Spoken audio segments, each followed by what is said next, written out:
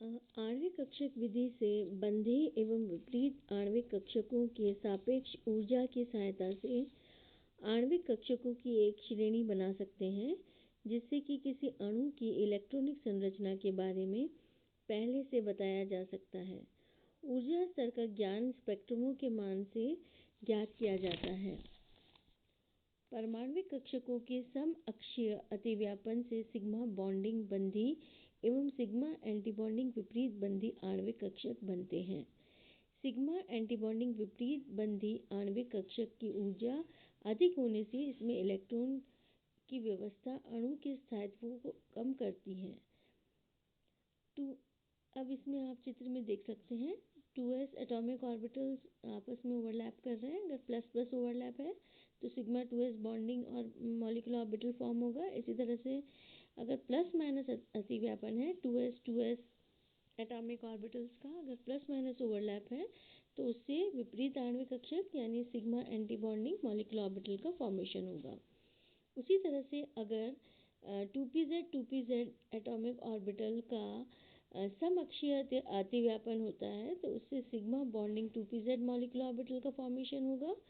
और अगर 2pz atomic orbital का प्लस माइनस अतिव्यापन होता है, समअक्षीय अतिव्यापन होता है, तो उससे sigma anti bonding 2pz molecular orbital का फॉर्मेशन होगा। परमाणु कक्षकों के px एवं py कक्षकों के पार्श्व अतिव्यापन से बने बंधी आणविक कक्षक पाई x बॉन्डिंग एवं पाई y बॉन्डिंग द्वारा एवं विपरीत बंधी आणविक कक्षक पाई x एंटीबॉन्डिंग एवं पाई y एंटीबॉन्डिंग से सांकेतित किए जाते हैं। इन कक्षकों में इलेक्ट्रॉन बढ़ती हुई ऊर्जा के क्रम में एवं समान ऊर्जा के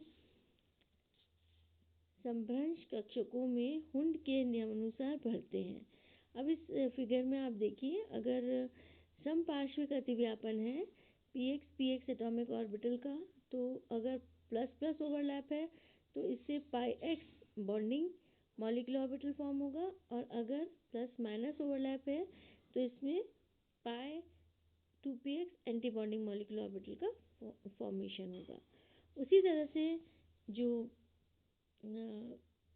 पार्श्व अतिव्यापन अगर 2py एटॉमिक ऑर्बिटल का हो रहा है और वो प्लस प्लस ओवरलैप है तो पाई 2py bonding molecular orbital form होगा।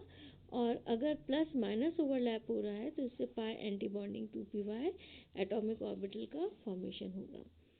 अब हम यहाँ देखते हैं कि लिथियम से नाइट्रोजन तक जहाँ 2s एवं 2p उपकोशों के बीच ऊर्जा का अंतर कम है, आणविक कक्षकों के ऊर्जा स्तर को क्रम निम्न पाया जाता है। उसी तरह से फ्लोरीन तथा ऑक्सीजन अणु जिनके लिए 2s व 2p के बीच ऊर्जा में अंतर अधिक है, ऊर्जा स्तर का मान जो है वो दिया गया है। अब आप इसमें इस आरेख में देखिए, आप इस फिगर में नेक्स्ट फिगर में आप देखिए, ये फिगर शो कर रहा है विभिन्न आणविक कक्षकों का ऊर्जा स्तर आरेख।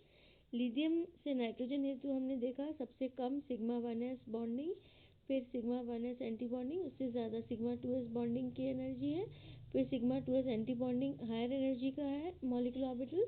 उसके बाद पाई 2px बॉन्डिंग, पाई 2py बॉन्डिंग, दोनों की एनर्जी बराबर है, इसलिए वो सिंगली फिल्ड होंगे पहले इलेक्ट्रॉन से, उसके बाद पेयरिंग होगी।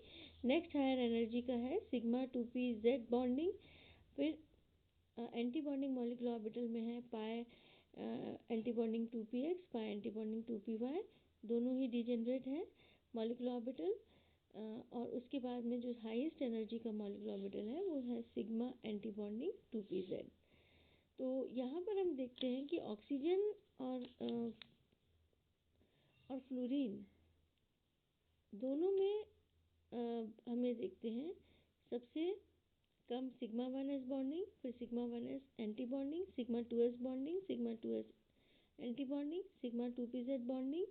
देन नेक्स्ट हायर एनर्जी का है पाई 2px बॉन्डिंग, पाई 2py बॉन्डिंग, और सब उसके बाद में उससे हायर एनर्जी का है पाई 2px एंटी बॉन्डिंग, पाई 2py एंटी बॉन्डिंग, और सबसे हाईएस्ट एनर्जी का है सिग्मा एंटी बॉन्डिंग 2pz। उपरोक्त क्रम इस मान्यता पर आधारित है कि 2s कक्षक दूसरे 2s परमाणु के कक्षक से ही अतिव्यापन करता है। इसी तरह 2px कक्षक दूसरे 2px कक्षक से ही अतिव्यापन करता है। एक परमाणु का 2s कक्षक दूसरे परमाणु के 2px कक्षक से भी अतिव्यापन कर सकता है। इस अतिरिक्त अतिव्यापन को sp अंतःक्रिया कहते हैं। यह एक बंध की ऊर्जा तो बढ़ा देती है तथा दूसरे बंध या कक्षक ऊर्जा को कम कर देती है। sp अंतःक्रिया हमेशा रहती है, लेकिन जब 2s एवं 2p कक्षक की ऊर्जा में बहुत अंतर होता है तब यह अंतःक्रिया उपरोक्त ऊर्जा क्रम में कोई समस्या पैदा नहीं करती।